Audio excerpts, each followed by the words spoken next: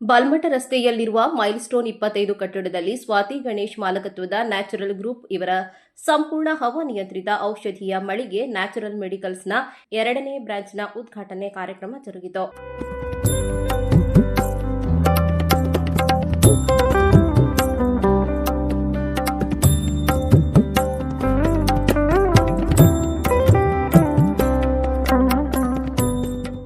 ಬಂಧದ ಅತಿಥಿಗಳನ್ನು ಸಂಸ್ಥೆಯ ಮಾಲಕರಾದ ಸ್ವಾತಿ ಗಣೇಶ್ ಅವರು ಸ್ವಾಗತಿಸಿದರು.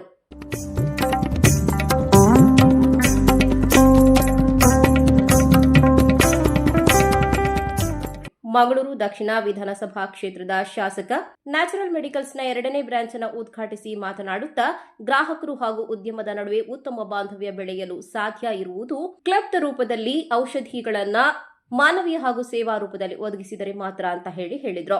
ಇದು ಲಾಭದಾಯಕ ಹುದ್ದೆ ಅಂತ ಹೇಳೋದಕ್ಕಿಂತ ಸೇವೆಯ ಮಾನಸಿಕತೆ ಇರುವಂತ ಒಂದು ಉದ್ದಿಮೆ. ಬಹಳಷ್ಟು ಜನರು ಅವರಲ್ಲಿ ಬಂದು ಅವರು ಮೆಡಿಕಲ್ ಶಾಪಿನಲ್ಲಿ ಸ್ವಲ್ಪ ಗಾಬರಿಯಲ್ಲಿ ಬರುವಂಥದ್ದಿಂದ ಹಿಡಿದು ದಿನನಿತ್ಯದ ಅವರಿಗೆ ಉಪಯುಕ್ತ ಬೇಕಾಗುವಂಥ ಎಲ್ಲ ರೀತಿಯ ಔಷಧಿಗಳನ್ನು ಖರೀದಿ ಮಾಡಲಿಕ್ಕೆ ಬರ್ತಾರೆ. ಹಾಗಿರುವಾಗ ಒತ್ತಡದಲ್ಲಿ ಟೆನ್ಷನಲ್ಲಿ ಬರುವವರಿಗೂ ಕೂಡ ಒಂದೇ ರೀತಿಯ ನಗುಮುಖದ ಸೇವೆ ಕೊಡಬೇಕು. ಅವರ ಪರಿಸ್ಥಿತಿಯಲ್ಲಿ ನಾನಿದ್ದಲ್ಲಿ ನಾನು ಯಾವ ರೀತಿಯಲ್ಲಿ ನನ್ನ ಚಟುವಟಿಕೆಯನ್ನು ಮಾಡ್ತೇನೆ ಅಂತ ಹೇಳೋದನ್ನು ಅರಿತುಕೊಳ್ಬೇಕು. ಹಾಗಾಗಿ ಅವರು ಒತ್ತಡದಲ್ಲಿ ಬಂದಾಗ ಅವರಿಗೆ ಒಳ್ಳೆ ರೀತಿಯಲ್ಲಿ ಸಹಕರಿಸುವಂಥ, ಅವರಿಗೆ ಒಂದು ಕಡೆಗಳಲ್ಲಿ ಮದ್ದು ಇಲ್ಲದಿದ್ದರೆ ತರಿಸಿಕೊಡುವಂಥದ್ದು ಅಥವಾ ಅವರಿಗೆ ಹೋಮ್ ಡೆಲಿವರಿ ಕೊಡುವಂಥದ್ದು, ಈ ರೀತಿಯ ಒಂದು ಒಳ್ಳೆಯ ಸೇವಾ ಮನೋಭಾವದಿಂದ ಮಾಡಬೇಕಾದಂಥ ಈ ಒಂದು ಸಂಸ್ಥೆ ಇನ್ನು ಮುಂದೆ ಕೂಡ ಇನ್ನಷ್ಟು ಸೇವಾ ಮನೋಭಾವದಿಂದ ಕೆಲಸ ಕಾರ್ಯಗಳು ಮಾಡಲಿ. ನ್ಯಾಚುರಲ್ ಮೆಡಿಕಲ್ ಶಾಪ್ ಇನ್ನು 10 ಬೆಳೆಗಲಿ. ಕೇವಲ ಮಂಗಳೂರು ಮಾತ್ರ ಅಲ್ಲ, ಉಡುಪಿ, ಕುಂದಾಪುರ, ಕಾಸರಗೋಡು ಎಲ್ಲ ಭಾಗದಲ್ಲಿ ಬೆಳೆಯುವಂಥ ಅವಕಾಶಗಳು ನಿಮಗೆ ಸಿಗಲಿ.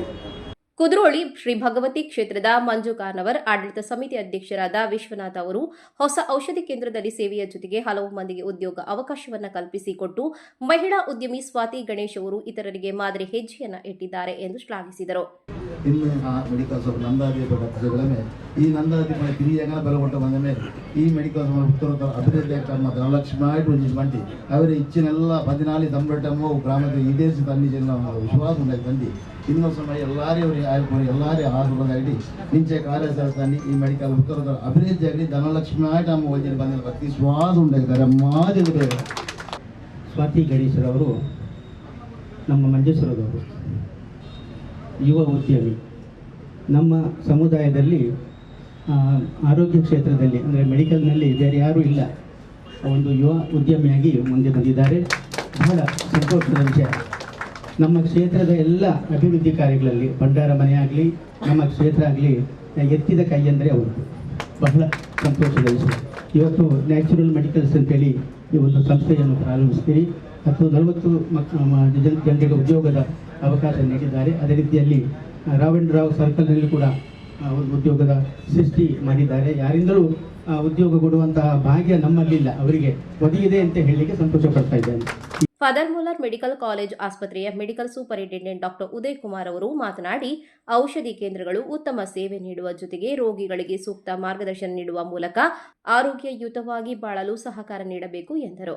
ಈಗ ತುಂಬಾ ಮೆಡಿಕಲ್ ಶಾಪ್ಸ್ ಇದೆ ಮಂಗಳೂರಿನಲ್ಲಿ.